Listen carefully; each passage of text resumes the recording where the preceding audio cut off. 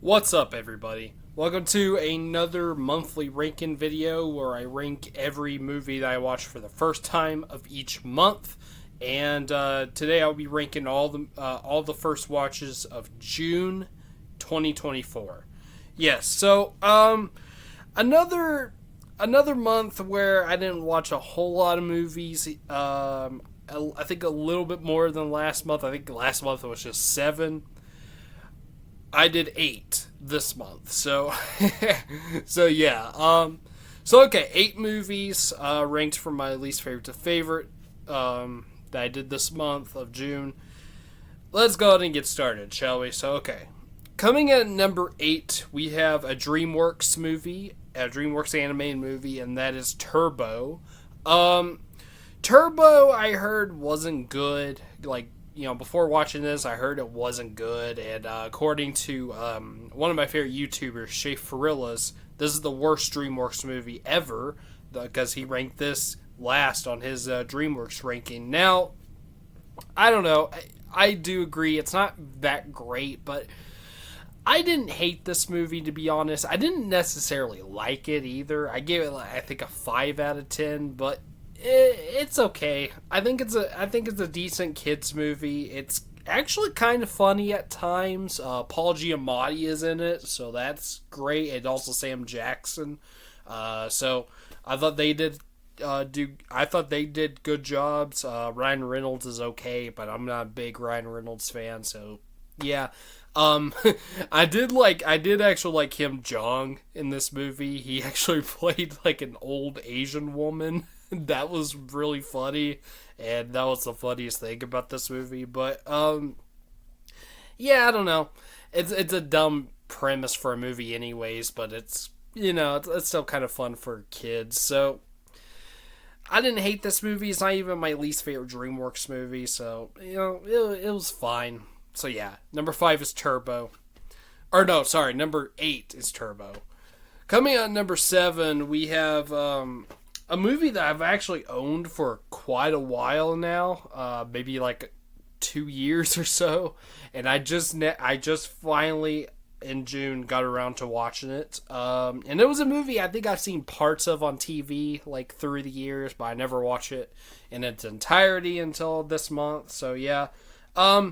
And I do actually like this movie. I just happen to like these others better, so that's why it's at number 7. But my number 7 is Uncle Buck. Yeah, I mean, John Candy is great in this movie, as he is always. He steals every movie that he's in, and yeah, and I will say, like, he is definitely what makes this movie good. Like, if it wasn't him, if it was like someone else, I don't think it would have worked. Because it's not, truth be told, I don't think this is a great movie. I think it's a little flawed. There's like a whole thing in the movie with like the mom and the daughter, like their relationship isn't great, and like it didn't seem like, I don't know. It seemed like they could have done better with that. And also his Buck's relationship with his, I guess, girlfriend, they should have done better with that too. But the comedy for the most part I think works, and John Candy of course is great and hilarious. You even got a really young Macaulay Culkin in this movie as well, and this was even before Home Alone. So yeah. And I thought like everyone else did a pretty good job. Like like, of course, Macaulay Culkin was good, but also the actresses who played his sisters were, I thought good, especially the oldest one. Like, she was good. I just felt like, the whole thing with her mom could have been better. And yeah, I don't know. But yeah, I don't know. It's kind of like how I feel about My Cousin Vinny. Like, I think that movie only works because of, like, it's only good because of Joe Pesci and also Marissa Tomei as well. But like, I don't know. It just doesn't. It's, in my opinion, not like a great movie, but it's okay. I mean, it's good. It just works because of the casting. So yeah. Although I like this better than My Cousin Vinny. So yeah. But yeah, Uncle Buck. That's my number 7. Okay, coming at number 6, now we have a Lars von Trier movie. But this is one of his less like disturbing. In fact, this movie wasn't really disturbing at all. Um, but this is one of his less disturbing movies, and what is light heart. Well, I wouldn't say lighthearted, but because this movie's about depression. But it's just not as controversial as like all of his other films. So yeah, that's Melancholia, and this is only the second Lars von Trier film I've seen. The only other one I've seen was The House That Jack Built, or The House Jack Built, whatever it's called.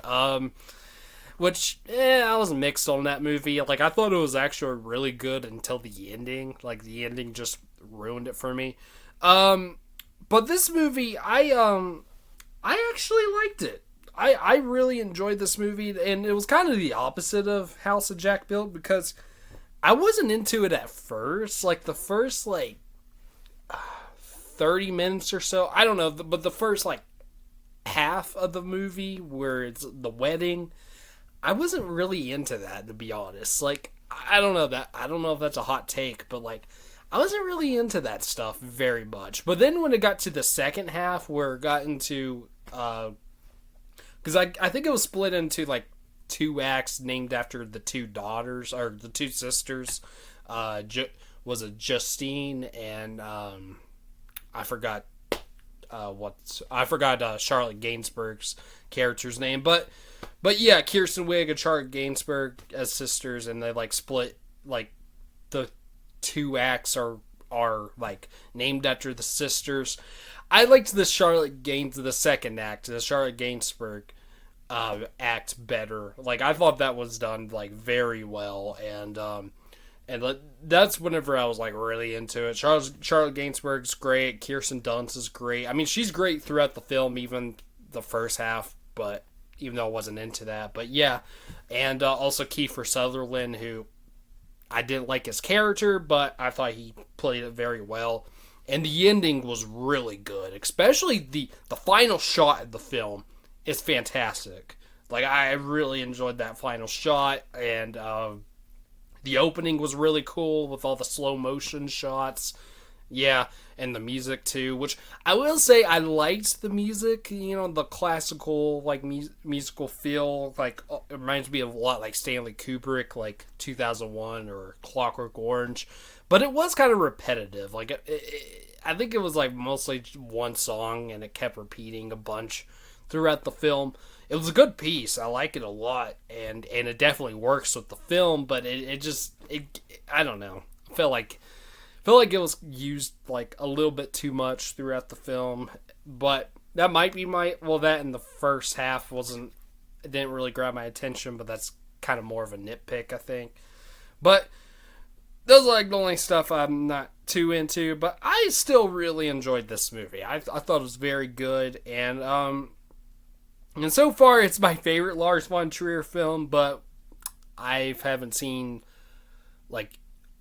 any of his others. I mean, House of Jack Built, there was some stuff in that was pretty crazy, but, I haven't got through, I haven't seen Antichrist yet. I was actually close to watching Nymphomaniac, but then I changed my mind at the last minute. I'm yeah, I don't know if I want to watch that yet.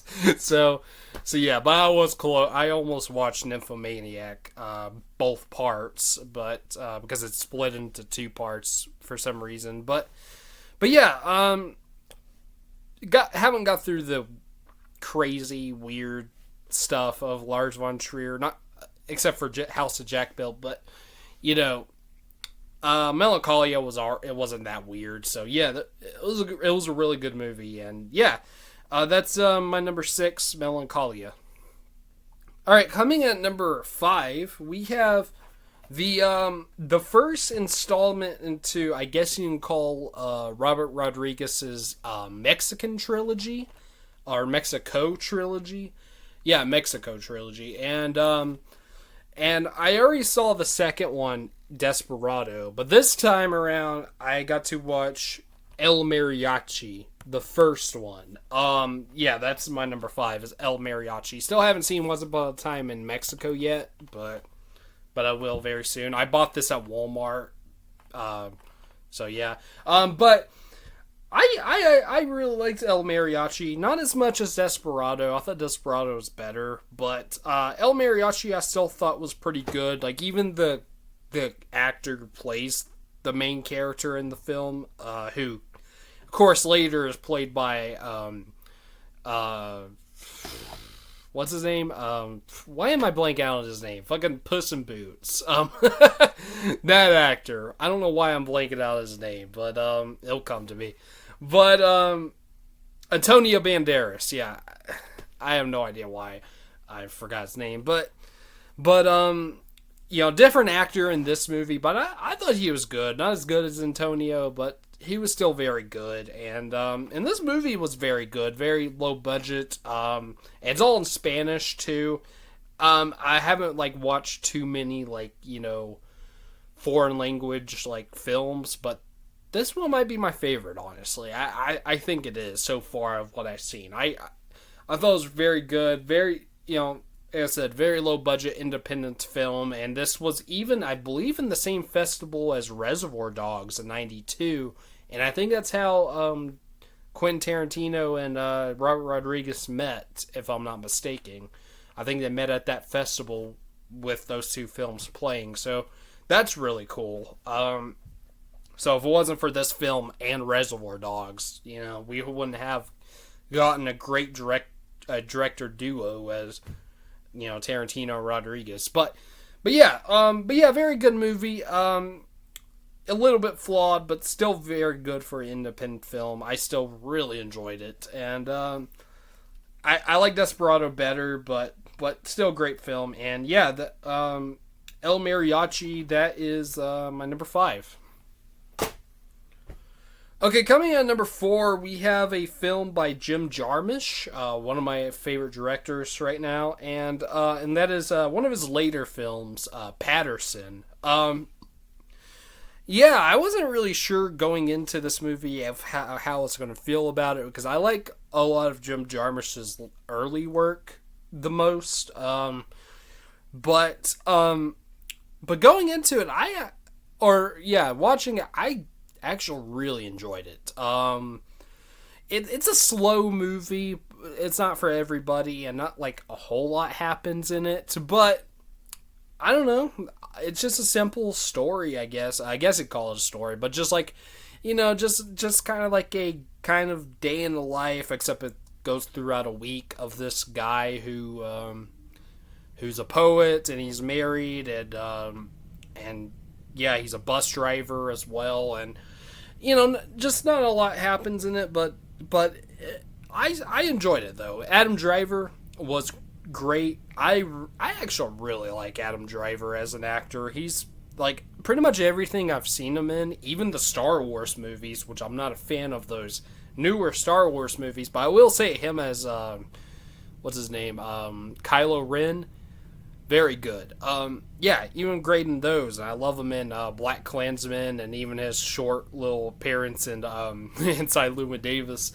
But yeah, he was great in this movie, and the actress who played his wife was also really good as well.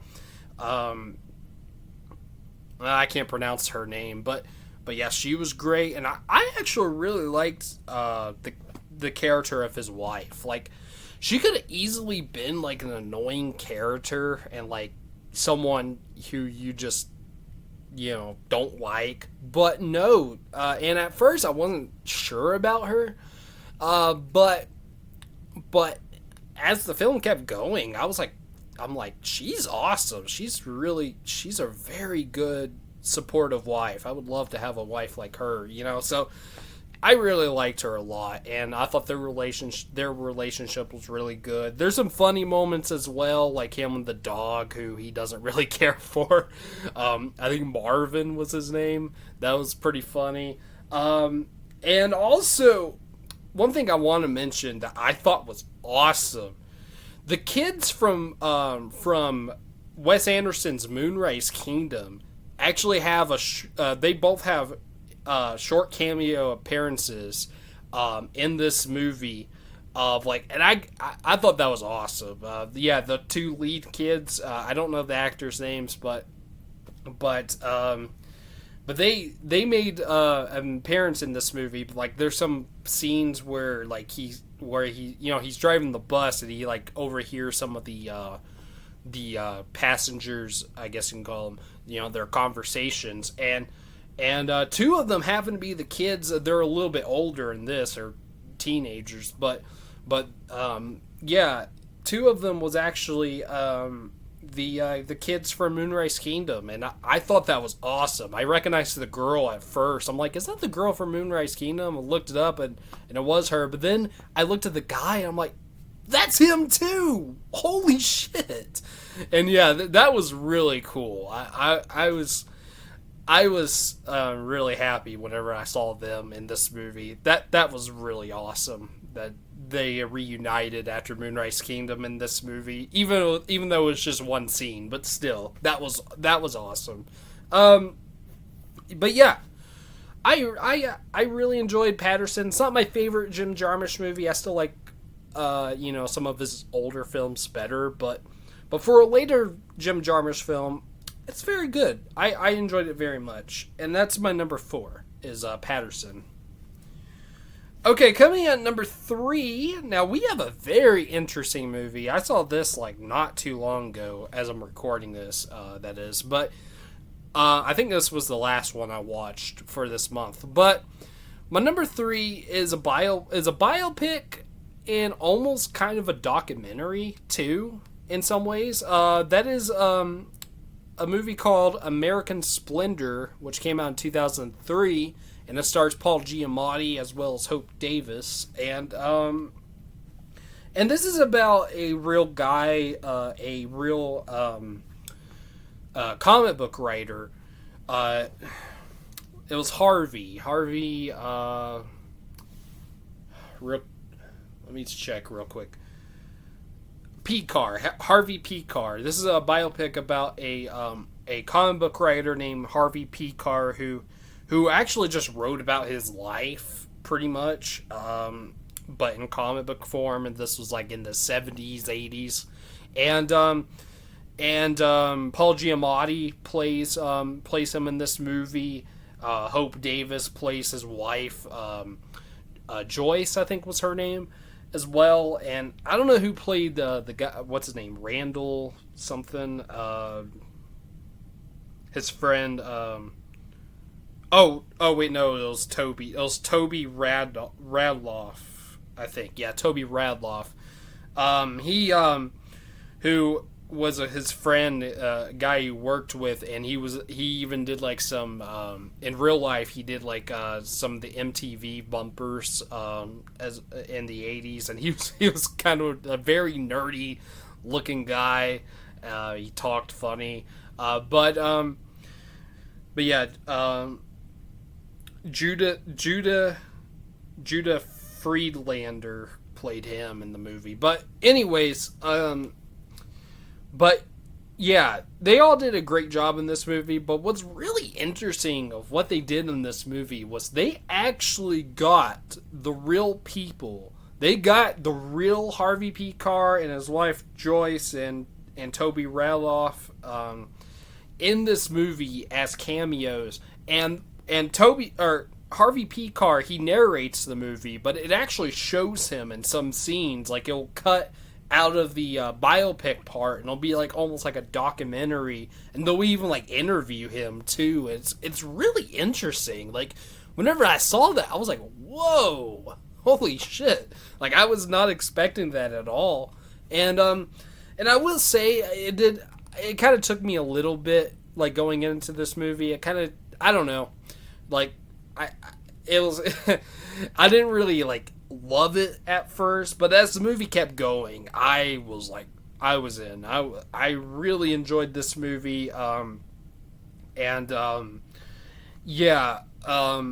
Paul Giamatti and also Hope Davis, they were both fantastic, as well as the guy who played Toby as well. But they were so good together, and just even, and Paul Giamatti, of course, he's a great He's one of my all-time favorite actors. He's in my all-time favorite movie, Sideways. But yeah, he was great in this movie. I love Hope Davis too. Very underrated actress. She was great as his wife, and yeah, it's a really good movie. It's I find it to be pretty underrated. Not a lot of people talk about it. I actually discovered this movie because my brother actually had it on DVD, and yeah, he told me about it, and I'm like, all right, yeah, I'll check it out. Finally did, and I really enjoyed it. So yeah, American Splendor, very good movie, and that's my number 3. Okay, coming at number 2. Now these last 2 movies are, I would consider these as favorites. I loved these movies, and one of them is probably going to be on my updated top 100 list. This one, number 2, almost made it because I already updated the list. I'm just waiting for it, so I can post it whenever. I'm waiting for it for those last the top 100 videos I did of my favorite movies from last year. I'm waiting for those to reach to be like a year old. They're still not yet, so I've still got to wait a couple months. But I already updated the ranking of my top 100 list, and this one almost made it on there. My number 1 made it on there, but this one almost did. So coming at number 2, we have a movie by, I don't know if I'll say his name right, but Gregg Araki, who, the only movie before this, the only movie I saw was Kaboom, but this is my second movie by him. That is Smiley Face, released in 2007. A really bizarre stoner comedy movie, but it's very different from like other stoner comedies. Now, I love stoner comedies. I love the Cheech and Chong movies. I love, of course, Jay and Silent Bob, all that stuff. Super Troopers is considered to be a stoner movie. I don't know if that is, but I do love that movie as well. Yeah, this one, I love this one as well. This one's different from those, but very enjoyable. What's her name? Anna Faris, fantastic. Her best performance of what I've seen. I like Anna Faris, but she's been in a lot of bad movies. But this one, yeah, she's very good in it as Jane, and just this clueless stoner who's like, high 24/7, and she just did a fantastic job. John Krasinski's even in this movie. He's really good. He's pretty funny. And yeah, it's a really cool movie. I like the editing in it a lot, and even the cinematography. I wasn't a fan. I didn't really care for the opening title sequence though, because it was like too flashy and colorful. It was animated, which that's cool, but it was a little too flashy and colorful for me. But the movie itself was just still kind of colorful looking, but I thought it worked though with this kind of movie. And yeah, it's really good, really funny, kind of weird at times. Yeah, it's not really a movie like this. Not really. Maybe if anything, like maybe Big Lebowski, kind of in the same like realms of like stoner comedy. Maybe Big Lebowski, but not like Cheech and Chong though. But yeah, really enjoyed Smiley Face. It's a really good movie, really funny. So far, my favorite Gregg Araki movie, Araki, I don't know his name yet, but I'm interested in his other films as well, like The Doom Generation, Totally Fucked Up, Mysterious. Was it called Mysterious Skin? Is that the name of it? Yeah, I want to check those out. His whole filmography out. I'll do a ranking too. But so far, this one's my favorite. Kaboom was a really weird movie, but I enjoyed that one too. But this one I liked even more. So yeah, Smiley Face is my number 2, and now coming in at number 1, This one is the most recently released film on this list. Technically, this movie came out last year, but it wasn't released worldwide until just like this month or last month in June. It was released on Netflix. This is the latest by one of my all-time favorite directors, actually my second favorite director after David Lynch. That is Richard Linklater. This is his latest film, Hitman, starring Glenn Powell, or Powell. I always get his name wrong, but yeah, Glenn Powell. This movie was awesome. I loved Hitman. It's kind of weird because it feels pretty different for a Richard Linklater film, but I still really enjoyed it. I loved it. There's like some scenes that kind of reminds me of like Richard Linklater, like there was a scene of like him and the girl walking. It kind of reminds me of the Before trilogy, but like I don't know, like even the humor is a little different, and and the story is unique too. But yeah, I really enjoyed Hitman. I thought it was very good. Glenn Powell was great, as well as the love interest, Adria Arjona, I guess. She was fantastic. They had great chemistry together. This movie kind of gave me a crush on her too, because she's a beautiful woman.